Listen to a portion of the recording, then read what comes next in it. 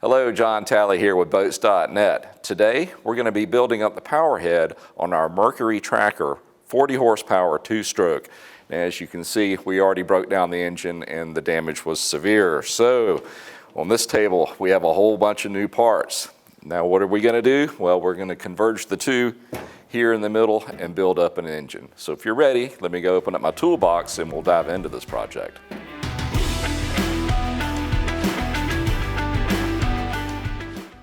All right, guys, so when we initially looked at this project, what we were hoping, it was just going to be a piston replacement. And of course, Mercury does make an oversize where you can bore out the block and then get it reinstalled. Well, it turns out the damage was a whole lot more severe than that, as we were left with a big chunk missing out of our block.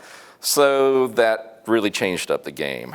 So we were having to replace the entire block, new pistons, and there's not a lot that we're going to be able to use from the original power head, but we are still coming out ahead financially by doing this ourselves.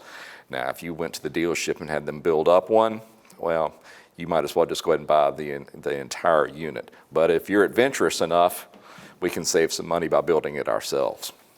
And that's exactly what we're going to do. All right, guys, what I really want you to learn on this one is not so much how to replace the block. Hopefully yours was usable, you got it back from the machine shop, and now you just need help reassembling it. So let's start by getting the different pieces that are still usable and then build up our connecting rods and see if we can get this thing assembled. As you can see, there is nothing I need from this. But in this corner,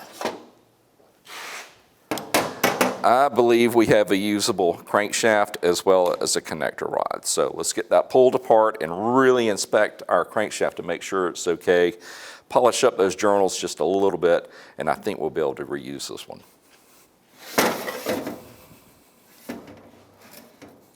Of course, any seals and bearings that you see on here, we're going to go ahead and replace those. Now, you could reuse these bearings if you wanted to. They seem to be in decent shape. But if I go this far into an engine, I'm going to go ahead and replace it. Compared to the overall cost, the bearings are not that expensive. So let's remove the connector rod.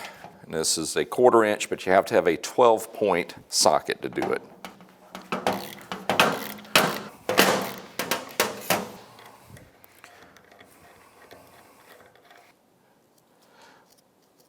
We're just going to mark these to make sure that we put the end cap on correctly.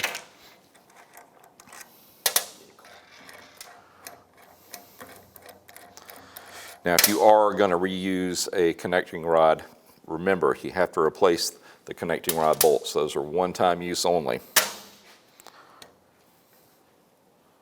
Oh yeah, we're good. Like I said, I could reuse this particular one. It looks to be in good shape, but honestly, I'm upgrading. I'm going from the plastic to the metal type bearing carrier. That's looking good. One that cut loose, it has a little bit of, I guess you want to call it heat damage. There aren't any scores, but I definitely want to polish that back up and clean it up because she was a bit overheated. But we'll get to that in a minute. Let's go ahead and finish getting our connecting rod out.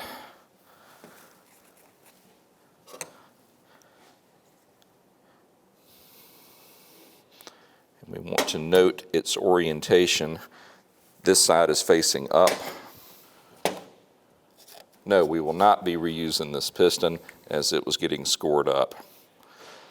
It hadn't locked up yet like the other, but it was on its way. Knew it was going to do that. We will not be reusing the clip either. Just make sure you have some safety goggles on, because as you can see, it has quite a bit of trajectory force. All right, let's see if we can get that wrist pin knocked out.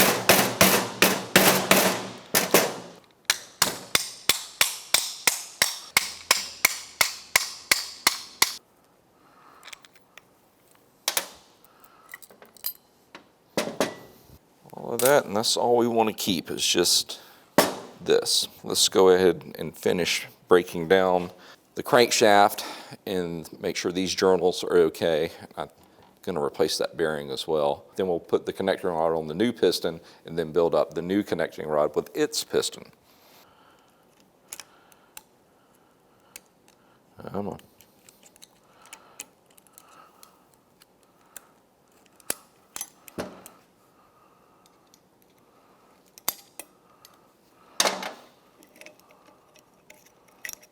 What a wild way to put together a bearing.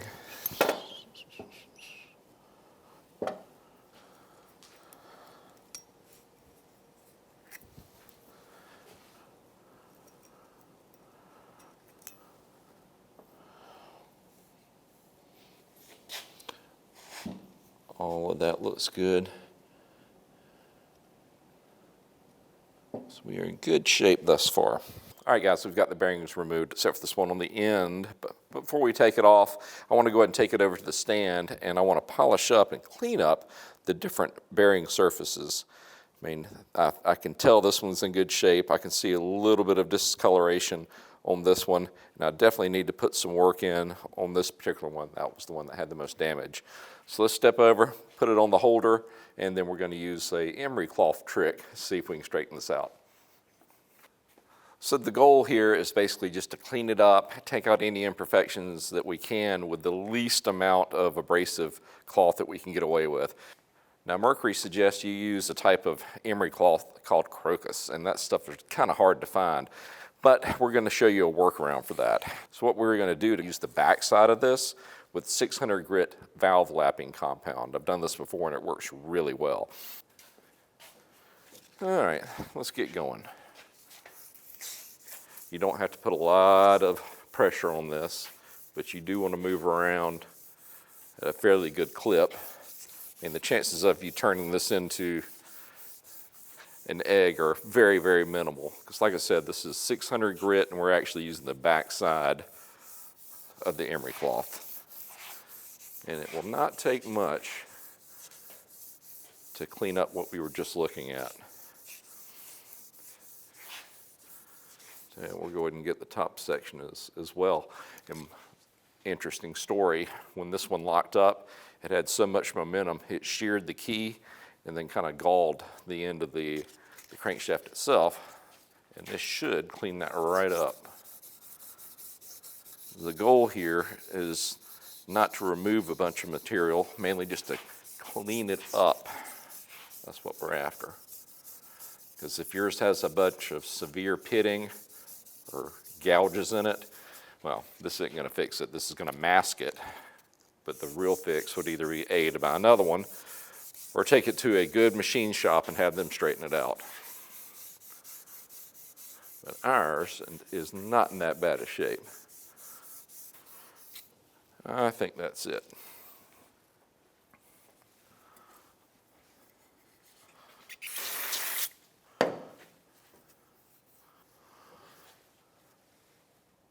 Tell me, what do y'all think of that? This one's worth putting in the extra effort, I feel. Well, let's see what we can do with this first journal.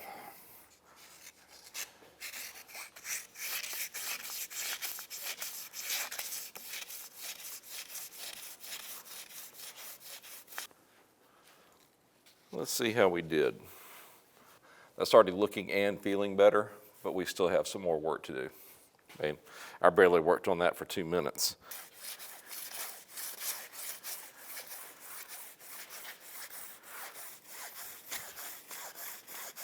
We're going to go one more round with the 600 on a new piece, and I think that's going to be it.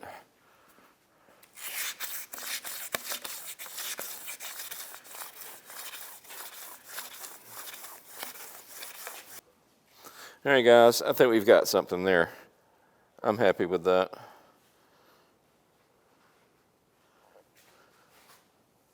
All right, well, that was the one that was so beat up. Let's go ahead and get the rest of it cleaned up. Then we're going to get that bearing removed and the new one pushed on.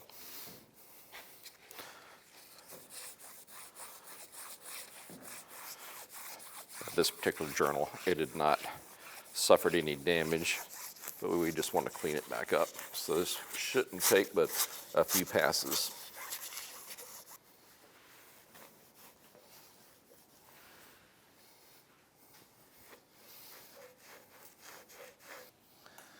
I would challenge you to go back and, without knowing, and tell me which one was damaged.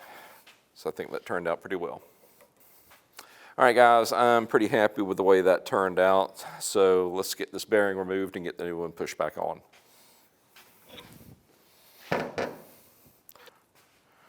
right, let's start by removing our circlip on the end. All right, guys, according to the shop manual, you attach this to the bearing, put it in a press, then press it out.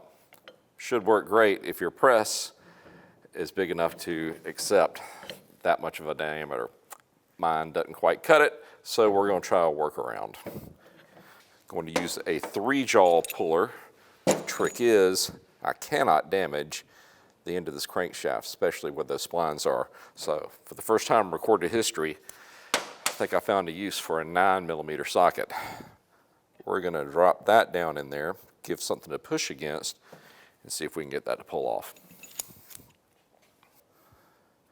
All right, guys, let's see if this is going to do the trick.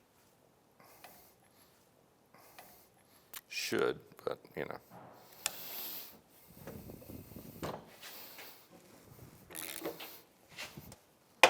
Yeah, it's that satisfying click. That wasn't that difficult of a pull. The other one should go on pretty easy. 9mm, they do have a purpose. I've proven it. All right, guys, before I press on the bearing, let's go ahead and take it over to the parts washer, get it really cleaned up, spray it down with some contact cleaner, put a little bit of grease on the end, and then we'll drive on that new bearing. Then it will be ready to go. As we go to put this together, most of the time I'll either be using a 2-stroke oil or an assembly lube. Now for this, we're just going to add in a little bit of 2-stroke oil because let's face it, we're on the inside of a 2-stroke engine now, so the game is different compared to a 4-stroke. Let's see if we can get it knocked on there.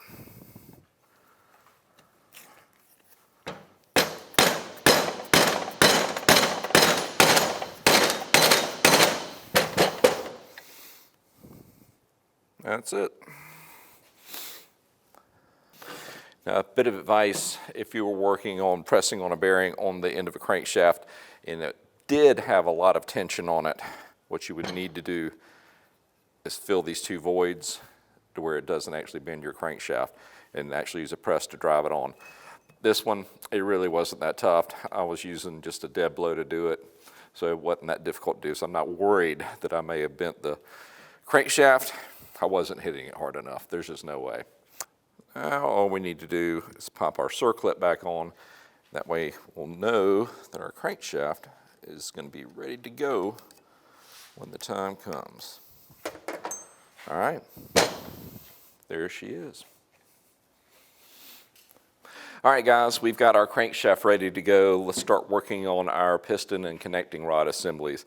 These are a little bit different compared to anything that you may have worked on before.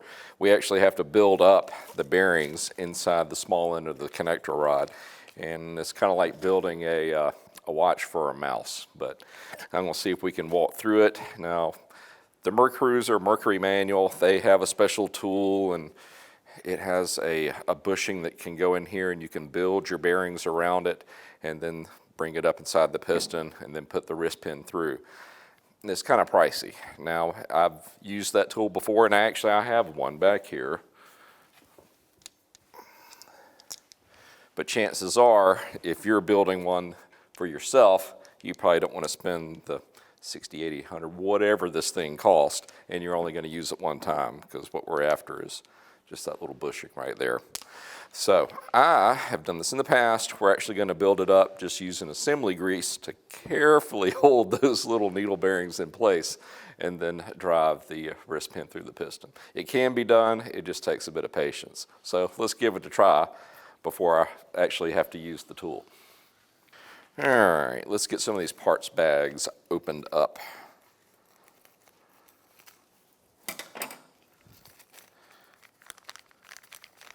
Now the one we're building up is, of course, the one that was completely destroyed, so we've got new everything. With the second one, we're going to be reusing the connector rod because it was still in good shape. But it'll go together the same way. And guys, when I ordered these, I ordered the big end bearings with the metal casing instead of the plastic. And I'll also be using the same type bearings in the other connector rod that we're reusing. Now I'm going to be using a pretty thick grease to do this from Pro Circuit. It's an assembly grease. This is designed to break down with, well, gasoline, because that's what this is going to get immersed in eventually. Do not use the Mercury or 2,4-C grease like you would use to grease a bearing in a lower unit. Now, it is a no-go. It's not going to break down like it's supposed to do, and it's going to cause damage. So make sure whatever grease you use, that it's soluble with gasoline. All right, guys, before we get going, let's go ahead and clean this up. And I know it's new and it just came out of a box, but I know that Mercury, when they manufacture these, they have a light coating of oil so they don't rust. So make sure you get all of that cleaned out before you start putting it together.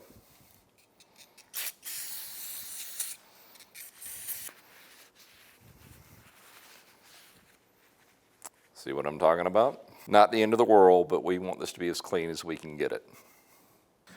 So with it cleaned up, let's go ahead and put a little layer on the small end. We'll start laying in some needle bearings. Yeah, if you want to practice, you might want to order a game called Operation. I think Hasbro made it. That may help with this particular application.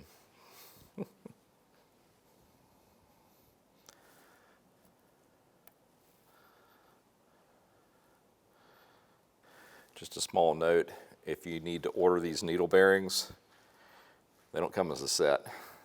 They come individually. So just keep that in mind.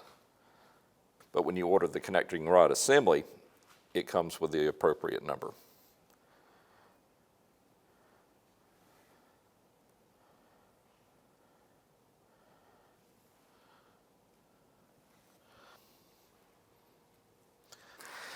And we're going to square them up real quick.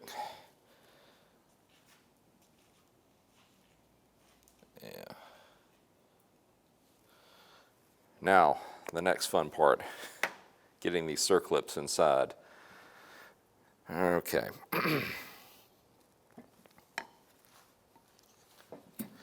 Of course, Mercury makes a special tool to remove and install these, and of course, I have it sitting behind me.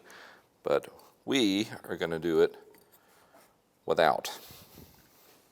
But I want to warn you, these particular circlips are not, or retainers are not very forgiving if you push them over too far.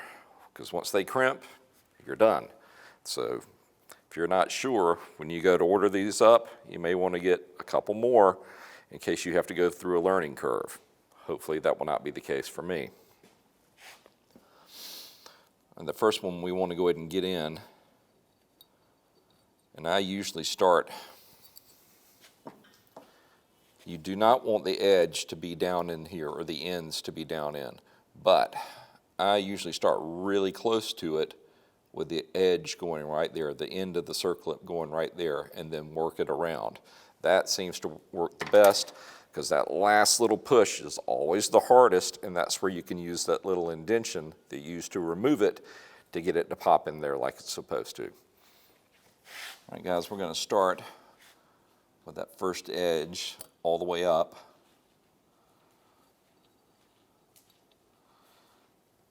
And start working once you're sure that it's seated. All right, that just seated. Now we can push in here and then walk this edge with my other thumbnail.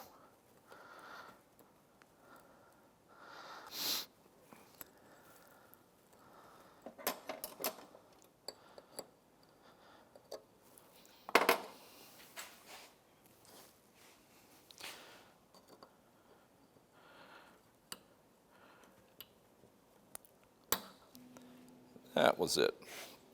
Now listen guys, if you're not comfortable with seating the circlip or the retainer in without the wrist pin in there, go ahead and put the wrist pin in if it bothers you, because you don't want to go in and scratch that inner surface. That would be bad. So your choice as to which way you want to handle that. All right, here's where it gets a little tricky. Now, normally, if I had just a regular piston and connecting rod, I'd already have the wrist pin installed. The trick is, I'm having to get this lined up, and the only way I know how to do that is to go ahead and slide the connecting rod in and then press this in, because this needs to be lined up. Before we do that, let's make sure that we've got everything centered.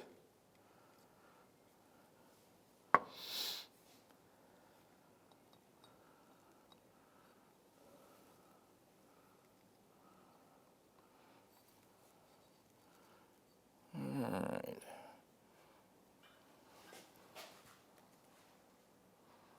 That should be it. Let's go ahead and bring our wrist pin in.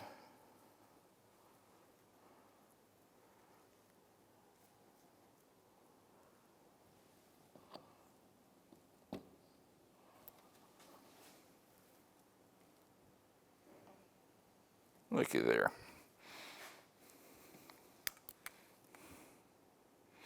See, you can do it without the tool. Just takes a little bit of patience. Not just for fun, how about we use the tool from Mercury to install the other side? I mean, why not? All right, let's take our lock ring, go ahead and push it down into the barrel. Now,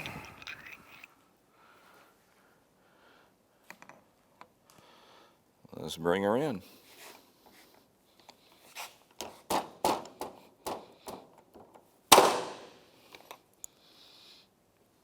There she goes. Cool tool. Would I spend the money? No, unless I was doing this every day, then I'd own one, which I do. One down, now I just need to do the other one, and then we can get them installed into the block. All right, guys, we've got them ready to go. Let's bring the block up and get these installed.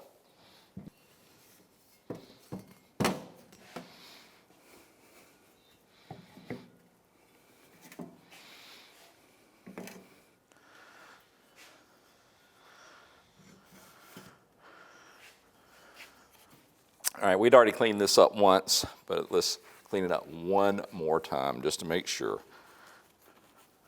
All right, we want the up, of course, to be facing up, and that's going to be to your flywheel side, so that's going to be this way.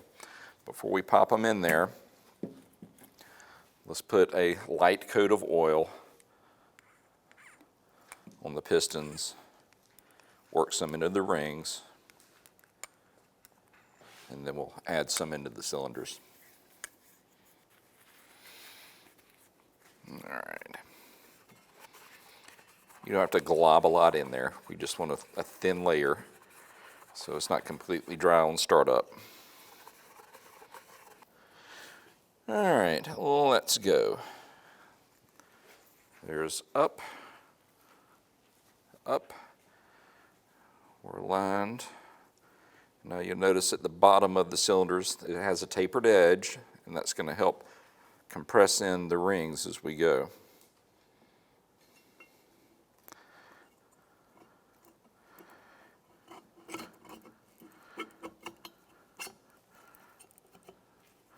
And if you have to push any harder than that, you're doing it wrong. All right, before we take off our connecting rod end cap, let's mark it. One, it needs to stay with that same one, and two, it has to be in the right orientation. Now, if you are reusing a connecting rod, make sure you order new connecting rod bolts. Now, let's get our second one set up.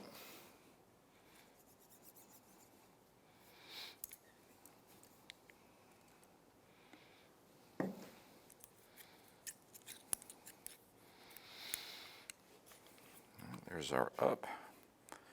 Get our pins lined up.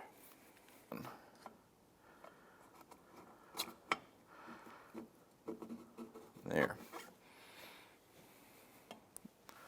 Look at that. All right, let's mark our second one.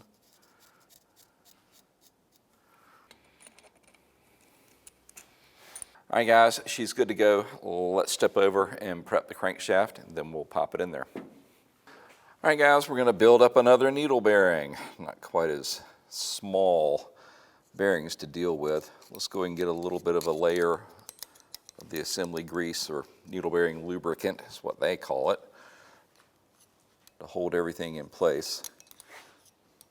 And building this up isn't quite as traumatic as doing the small end of the connecting rod.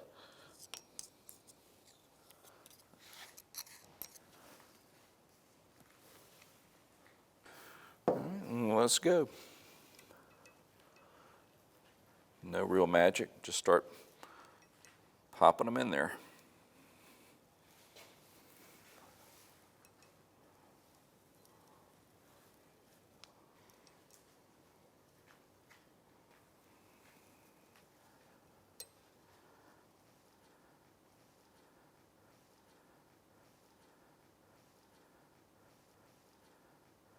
Next, let's get our seal ring in. Just open it up just enough to get around there. All right, let's get our case in place. And of course, it's important that this ring face up toward the flywheel. Just make sure that this ring gets pushed in evenly into its groove. Next, let's get in our retaining ring.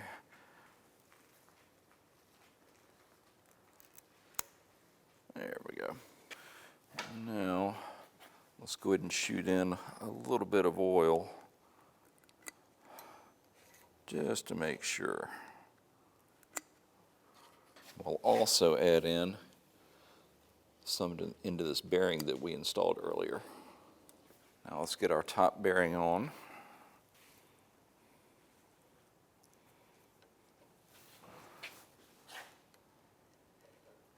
A little bit of oil on it as well. Everybody's happy-ish. Let's go ahead and get our bearing halves in place. A little bit of assembly lube, or you can use oil, as long as it's two-stroke oil. Either way, it's up to you.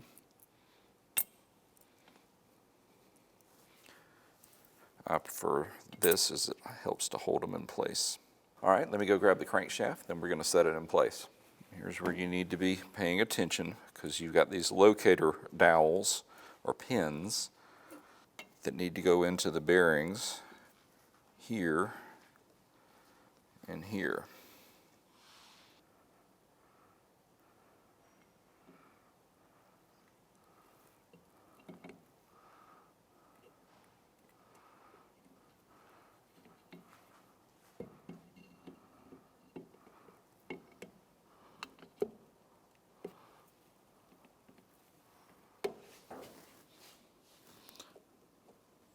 There's one. There it is.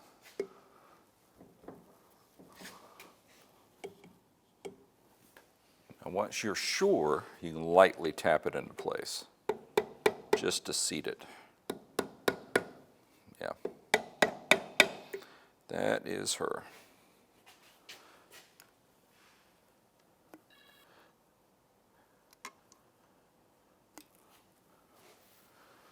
Now, let's go about getting our connecting rods in place.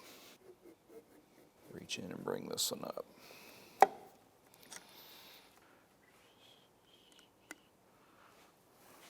There's our mark.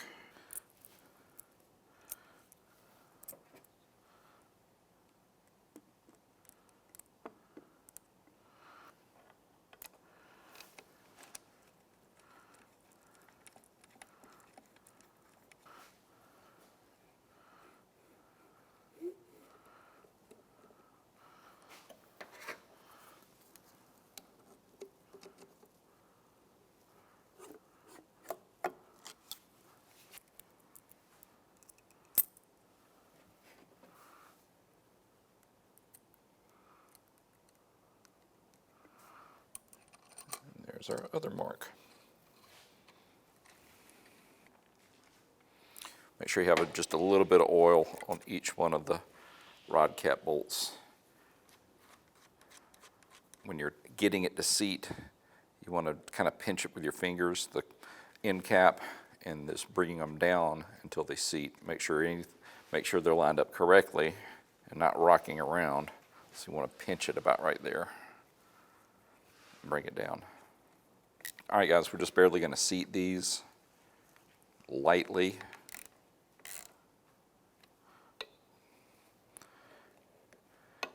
Make sure that everything's gelling together like it should.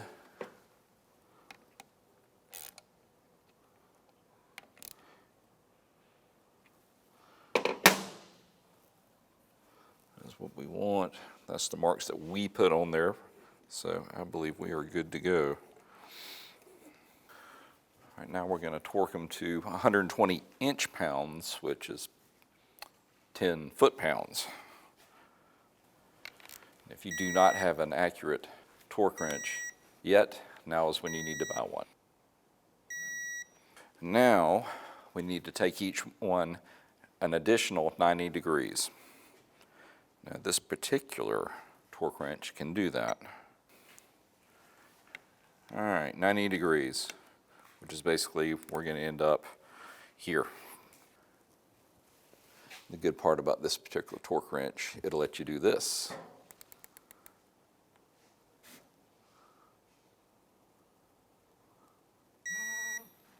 All right.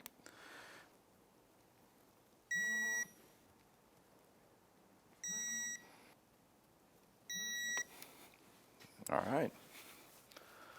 All right, guys, we're almost ready to button this up by installing the crankcase bottom, but before we do that, we need to address the end cap. There's a couple of seals as well as an O-ring that we need to get replaced, get it cleaned up, and then it'll be ready to install.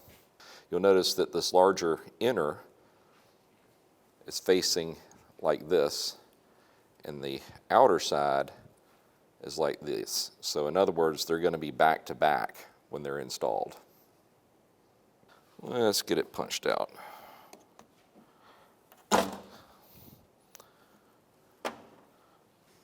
Now, if you're going to be working on engines on a regular basis, you may want to invest in one of these little pullers. It makes life a lot easier. Your screwdrivers will thank you.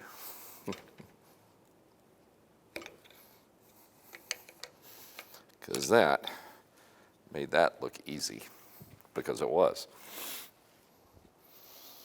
All right, let's go ahead and get in the smaller one first. Whatever type of driver you use, just make sure it reaches out at least to the edge of the seal itself and does not damage the inner part. Now we'll need to raise this up a little bit. Something like that should work.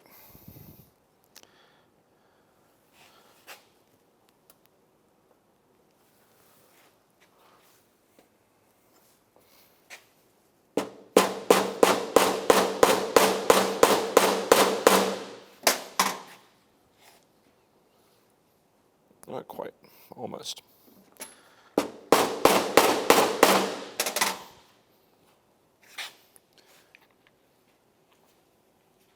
We're bringing down this edge toward us flush. Yep, we're almost there.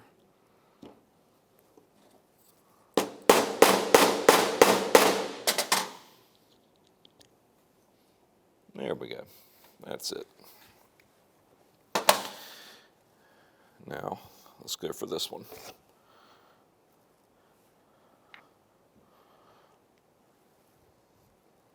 Oh yeah. This is a really versatile kit. They have been there and done that when it comes to driving different size or the common size seals that you'll see out there. This kit does a nice job of adapting to 95% of them that I run into, the smaller ones anyway. All right, facing out. There, That should do it. Because this is a very narrow edge we have to work with. Straight. That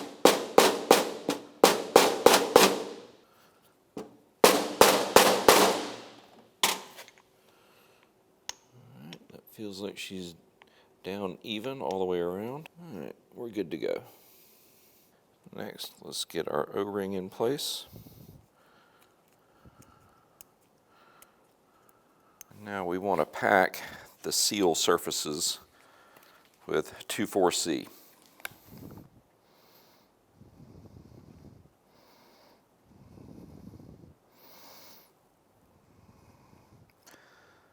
All right, since we've already got this out, let's go ahead and grease the other seal so it's ready to go. Matter of fact, we go ahead and put it on the end of the crankshaft. When we want to have the flat section facing out.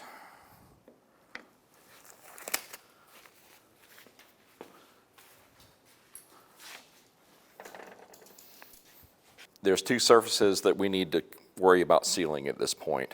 One, you've got the crankcase half and then the end. And now there's two separate sealants that we use to do that. Now the Mercury manual wants you to use perfect seal for the end cap right here. Now I'll be using one from Permatex. It's actually a Type 3 aviation sealant. It's pretty easy to find, readily available. And now on the second part, for this surface, they call out a Loctite master gasket. That's an older design. I'm going to use a little bit newer silicone-based one from 3Bond called 1211. It has never failed me before, so I don't think it's going to start now. The most critical part of sealing this particular surface is to make sure that you go in to the center journal, or if you're working with a 3-cylinder, each center journal, and goes all the way to the edge of this bearing surface. Otherwise, you run the risk of getting blow-by from one cylinder to the other. So you want to be very careful and follow where I laid this bead. You don't have to get carried away, but we want enough to at least seal the surface. So just a fairly thin stream, but make sure it's consistent and no breaks.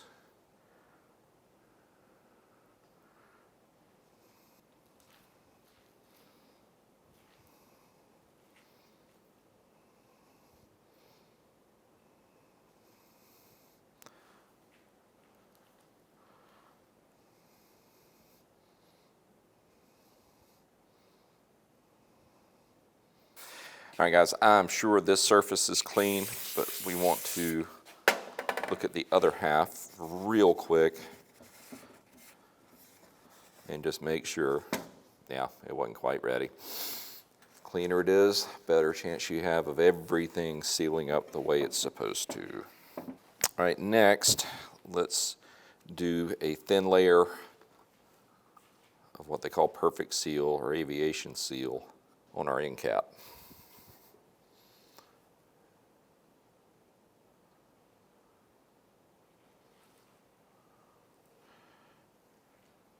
Try not to get it on your O-ring. You just want it on this edge.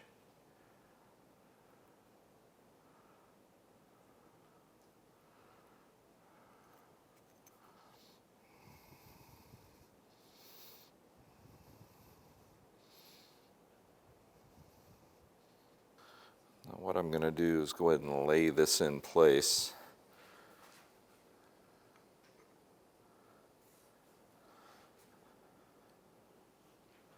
Come on, there you go.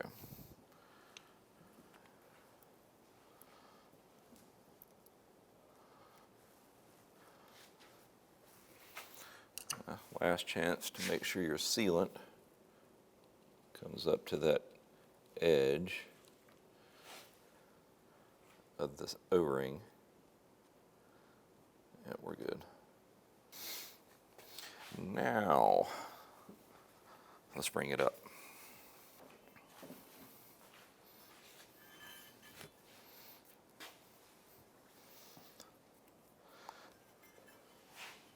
Looky there.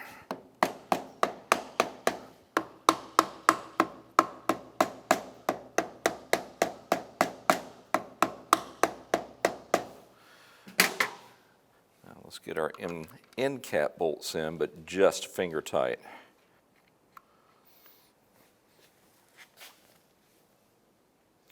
I'm liking that. All right, get these guys in.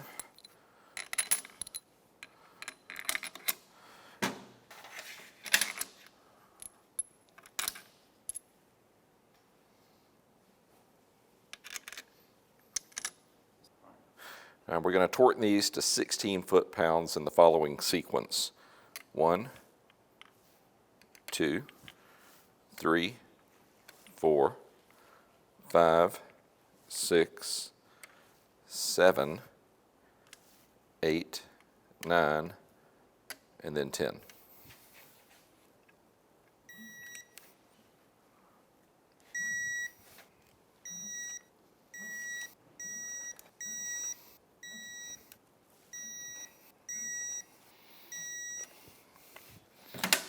Now let's do our end cap bolts, and that's going to be 1, 2, 3. Next, let's get our reed block in place. Of course, the reed's facing in. And then don't forget this little check valve with the holder that goes right here. Then our intake manifold.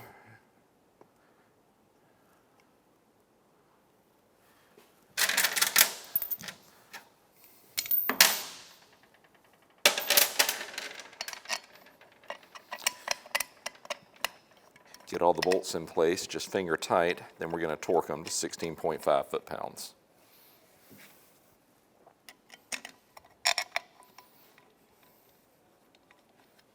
All right guys, so we're getting ready to torque these, but of course there's a sequence, so I'm going to point that out now. It's going to go 1, 2, 3, 4, 5, 6, and then 7 and 8. So let's get those done.